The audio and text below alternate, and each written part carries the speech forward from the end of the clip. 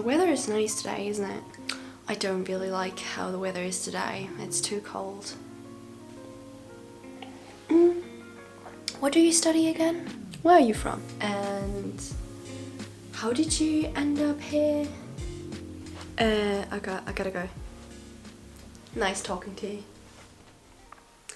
3 ways to have more meaningful conversations with people. Hello guys, my name's Stephanie from Lifestyle by Stephanie, and in today's video I'd like to share my 3 ways on how to have more meaningful conversations with people, because let's be honest, we are really interested in other people, but sometimes it's hard to find the questions, it's hard to find common ground, and it's hard to actually have a meaningful conversation with people, especially in today's day and age where our attention span is minimal due to TikTok videos and Instagram reels. So it can be a struggle. I totally relate to that, and it wasn't until I really found these 3 steps or these 3 ways that I can concentrate on how to have more meaningful conversations to actually get to know a person better.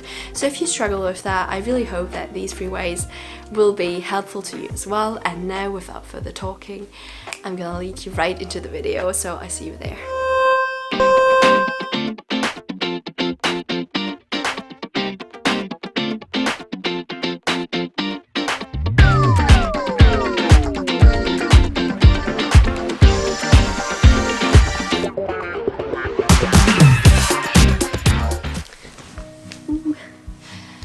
And I'm back. So let's talk about number 1. Stop the small talk trap, and that is what I call ask why questions and not what questions. So I'm gonna explain the difference. If you ask why questions, you get to know a person deeper, whereas when you ask what questions, what is your occupation? What is it that you like? You don't really get to know a person because it's more like interview-based questions, whereas why questions is how you get to know a person better. Why do you like going out instead of like staying in? Why do you chose this degree? And you can base, and this is really interesting, you can base these why questions on 4 categories, because that is ultimately how you get to know a person in and out. This is not meant in a creepy way, by the way. So if you want to know a person, if you want to have meaningful conversations, you can base that on 4 categories, which is experiences. So people love to talk about what they did in their life. So if you ask what questions on what they did, and then you ask why, you get to know a person. If someone asks me what is the most exciting thing you've ever done, I'd say, well, I skydived. And that would be enough of a conversation if that person keeps asking me about the experience, like what is it that I felt, what is it that I did, etc, etc. But if someone asks me why, and I go into how I really like expanding my comfort zone, how I feel like personal growth lies outside that, how this experience can be related to other areas of my life, etc. People really get to know me based on a skydiving experience. So experiences is 1. Then we have interests. Everyone is interested in different things, and you can be interested in sport, but that is pretty broad. So if you go into like especially what kind of sport the person is interested in, and then into the why, maybe this is something the person did with their parents, or maybe this is something they aspire to do themselves when they're older, etc, etc, or they just really like the sport culture, like going to a pub with friends and watching a game. You know, you see. So experiences, interests. Then we have perspectives, which is really interesting, but depending on what kind of person the person is you're talking to, this can be more broad or can be more in depth. Perspectives is how you see the world, it's your world image. It can be where you stand on politics, your perspective on the world image, because some people are more spiritual and some people are less spiritual, and if you understand what their views are on these topics, you can see if you resonate with that, or if you can learn something from them, which is a very interesting part, which I will be getting more into in my 3rd point. So we have perspectives, we have experiences, we have interests, and the last point is cravings, meaning what is it that that person wants to do right now, like what is it that they aspire to do, what drives them, like what is the next goal kind of mentality, because we always want something. Like it can be just like I want to go home to play a video game on my PlayStation. It also can be I want to build a business, you know. It's goals are pretty different, and people can have multiple goals, and to get down to the why they want to do a certain thing is the interesting part. So overall, these are the 4 areas, and remember to ask why questions. Start with what and then go deeper, because the deeper that you can go and the more you can get to know a person. And that is quite interesting, because at some point you will feel like you can resonate with something and you can get like share experiences at the same time, or you just realize this is an interesting person but we have nothing in common. Obviously this sounds like dating right now, what I'm describing, but that also obviously goes for friendships or just like conversations you have with someone, because if you want to make them more meaningful, and if you want to remember a person better, or you want to be remembered better, it is those kind of things that you share that make someone remember you. So remember that. That was a lot of remember in this sentence. So moving on to number 2, and that is pretty straightforward and probably pretty self-explanatory. It's body language and eye contact. In these day and ages, I know I said in my beginning that people's attention span is quite short these days. What I mean by that is, yeah, we're on our phones a lot. We have social media, we have Instagram. If you're anything like me, I could spend hours on Instagram Reels, just like flipping through 20-second clips non-stop if I don't tame myself, because it's that addicting.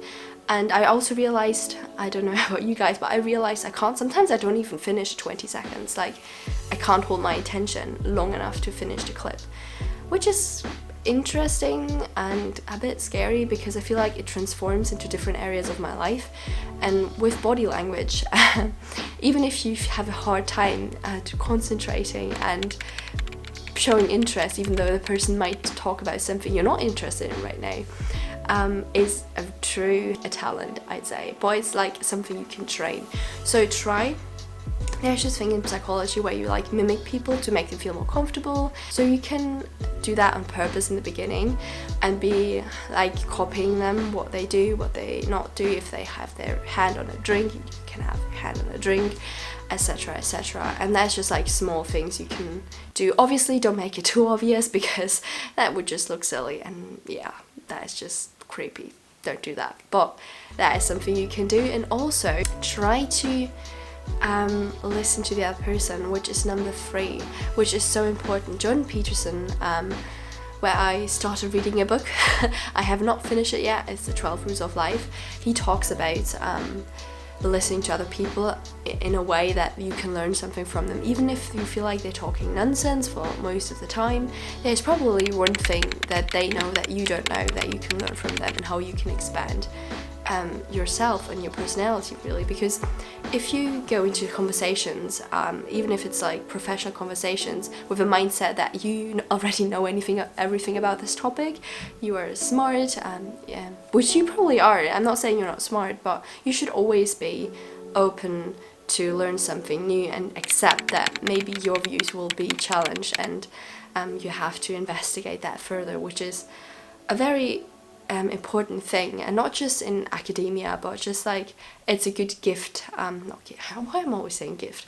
It's a good skill to have, to not to be in a state of mind where you say everything you know is correct, and be ready to be challenged and let other people challenge you, because that is a great way to grow. So listen is a very big point. I'm also going to share a talk, like a clip of Jordan Peterson's talk at, I think it was at a university right now, because I think it's really inspiring and I can't phrase it like he does. So I'll see you in a bit. If you agree with me and I find that out, I know nothing more than I knew before. I just know what I knew before. And maybe I'm happy about that, because, you know, it didn't get challenged. But I'm no smarter than I was before. But maybe you're different than me. You might have something to tell me. And so I'm going to listen on the off chance that you'll tell me something that would really be useful for me to know. And so while I'm listening to you, you'll tell me something I don't like. Maybe it's something I find contemptible or difficult, whatever. Maybe you'll tell me something I don't know, and then I won't be quite as stupid. And then maybe I won't run painfully into quite as many things. And that's a really useful thing to know, especially if you live with someone and you're trying to make long-term peace with them, as they're not the same as you. And their way they look at the world and the facts that they pull out of the world aren't the same as your facts. And even though you're going to be overwhelmed with the proclivity to demonstrate that you're right, it is the case that 2 brains are better than 1. And so maybe 9 of the 10 things they tell you are dispensable, or maybe even 49 out of 50, but one thing, all you need to get out of the damn conversation is one thing you don't know. And so another thing that's really strange about this listening is that if you listen to people, they will tell you the weirdest bloody things so fast you just cannot believe it. So if you're having a conversation with someone and it's dull, it's because you're stupid. That's why. You're not listening to them properly. And so if you were actually communicating with them and they were telling you how weird they really are, it would be anything but boring. And with that, basically everything is said. I know I can go into more detail, and let me know in the comments if you want me to go into more detail, make like real life examples. If you fancy any of that, let me know. Give this video a thumbs up if you liked it and if you learned something new from it. And don't forget to subscribe. I'd love to see you again. I post 3 times a week and it's usually about these topics. So I'll see you then. I hope you have a nice day whenever you see this and wherever you are, and take care. Bye-bye. 7 hours driving on the highway, far away, far away, far away.